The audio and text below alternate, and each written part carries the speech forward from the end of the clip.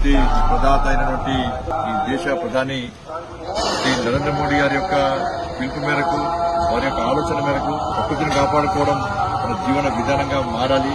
అమ్మ పేరుతో చెట్టు నాటండి, దాన్ని కాపాడండి, ప్రకృతిని కాపాడాలని చెప్పి వారి పిలుపు మేరకు దేశవ్యాప్తంగా భారతీయ జనతా పార్టీ కార్యకర్తలతో పాటు భారతీయులందరూ కూడా పెద్ద ఎత్తున స్పందించి ఈ చెట్లు నాటే కార్యక్రమాన్ని నిర్విరాంగంగా కొనసాగిస్తున్నారు. మేము తప్పకుండా శ్రీవారి భక్తులుగా ఈ ఎర్రచందనం మొక్కలను కాపాడుతామని చెప్పి ఎవరైతే కొల్లగొట్టారో వాళ్ళని వదిలిపెట్టే ప్రసక్తే లేదని చెప్పి ఒక మంచి స్ఫూర్తిదాయకమైనటువంటి ఒక సంకేతం ఇవ్వడానికి ఈరోజు ఎర్రచందనం మొక్క నాటడం జరిగింది. తప్పకుండా సంపదను కాపాడతాం, ప్రకృతిని కాపాడతాం.